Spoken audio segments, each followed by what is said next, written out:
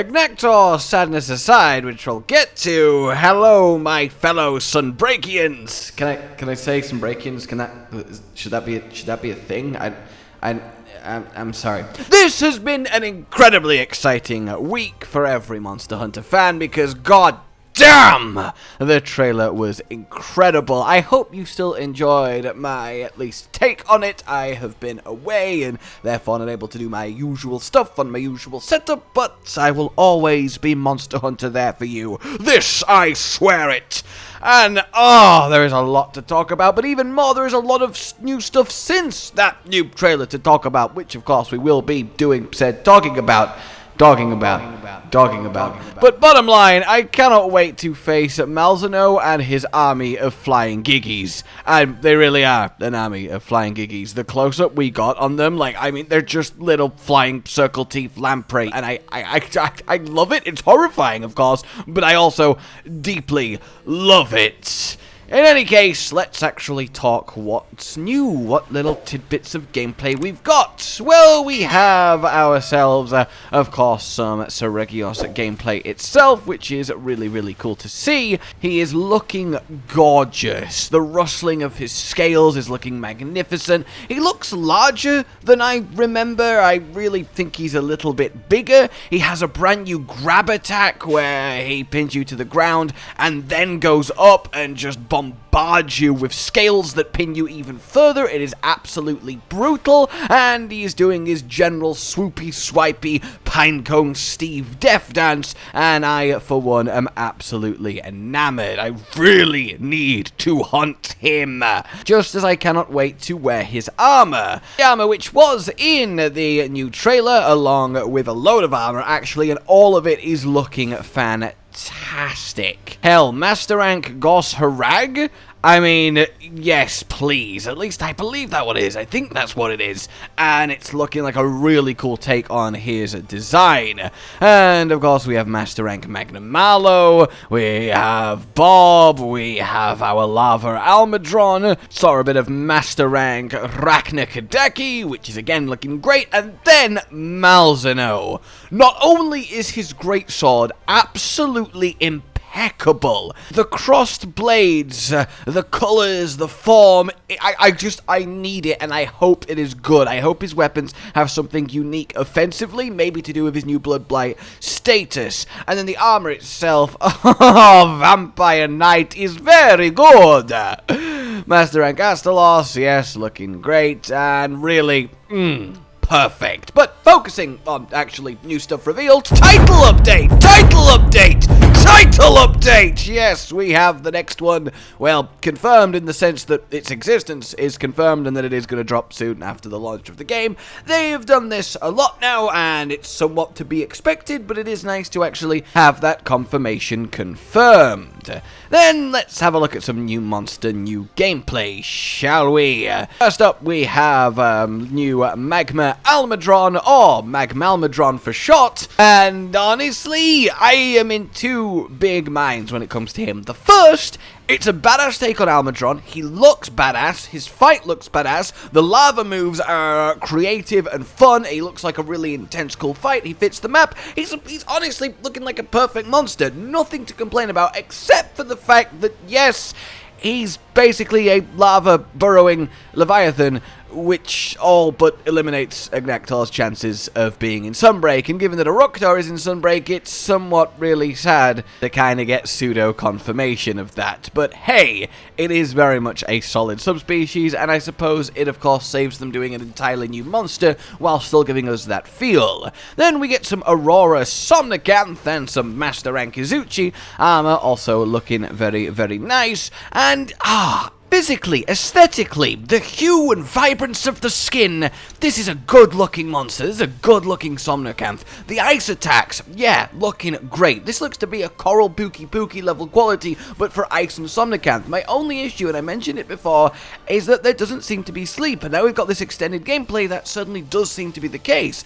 I would love, so cold that you get lulled into this icy embrace type sleep vibe, but no, it's just pure ice blight, pure ice damage, something. I just would love a element status combo attack, and Somnacanth's ice felt perfect for that, and it's just kind of not happened. The monster looks great. I can't help but feel like that's a missed opportunity, but it is very much nice to see that gameplay. Then, yes, we have the most precious creation in all of Monster Hunter, who must be protected at all costs. Paratoad, no more. Thorny Toad is my new best friend. These guys are hilarious. Living in the Citadel, they jump out and attach themselves to Monster's face. They then feed, bloat up, release like gastric acid that then makes the monsters flinch. I mean, you could not ask for better than attacking with a Thorny Toad. It really is amazing, and he is the most precious little thing. Then we want to talk the switch skill swap. We got a nice little new clip of Longsword, or at least a proper smoother extended clip of the little bit we got in the trailer, where he does do a Sakura Slash to level up, then do the switch skill swap, and then go into your Helmbreaker, which is just, I mean, did Longsword really need to get stronger? I know every weapon's got stronger, but Longsword was already by far and away the most powerful, best weapon, so now that's probably going to continue. Though I do want to make a note that, A, this is a fantastic system, and I am very, very chuffed for it, of course. But of course, in the preview that we got, there is 5 switch skill slots, as opposed to 3 switch skill slots, which we currently have, which obviously implies we're getting a few, or at least, no, a fair amount of new choices when it comes to Sunbreak, so that's really, really cool to see. But also, of course, you can't just do all 5 of, you know, option A and then all 5 of option B and swap between them, because you might not want that. You might want a variation but with the same rest of the kit, and you keep flipping. For example, with Greatsword, you would always have Adamant Slash and you would always have normal tackle in both sets, but what you can do now is have Rage Slash in loadout A for, you know, when the monster's up and about fighting you, you can take a hit, return it, beautiful, and then in loadout B, quick switch to True Charge, and then do the much higher damaging attack on a down monster, a trap monster, a status monster, and actually being able to on the fly choose if True Charge or Rage Slash is best for the situation is drool inducing. I cannot wait. Seriously. So yeah, all around, absolutely massive fan of that, and I cannot wait to see what new is getting revealed on the Switch skill front, but I have a feeling it's going to be one of the actually best, most in-depth versions of Monster Hunter Combat we will ever have. Take that extra spice of Rise, but actually add in that extra depth and hopefully difficulty, and we're really going to end up with something very, very special. Oh, and also as a quick little bonus, if you have stories to save data, well then you can get yourself Naviru in game as a Palico skin, and as Ogo would say, it is looking positively Claudacious. In any case, just thought you'd like to know. Then just to touch on the follower quest, which is a really neat mechanic, and again, very much like the raster system from Frontier, where you can hire an NPC hunter and they follow you around, but, I mean, we get to hunt with Cotton's dad, and Cotton's dad can wield a greatsword with one hand. Like, this guy is the singular best new character to come to a Monster Hunter game since Guildmom, which I realize is not that long ago, but you get what I'm saying, he's fucking awesome! And I actually cannot wait to go on hunts with these guys. We got an extra little clip of Hinoa and Minota actually doing their thing, which is really, really cool to see, against a Magma Mallow, getting a little bit of vengeance for Kimura, as it were, but no, it is really awesome that they decided, Capcom, to actually let you go on hunts with me, with Cotton, and with Hollow. Josh, Cotton, and Hollow with the videos, dropping the humor like a hammer on your tippy toes. Okay, alright, that's enough of that.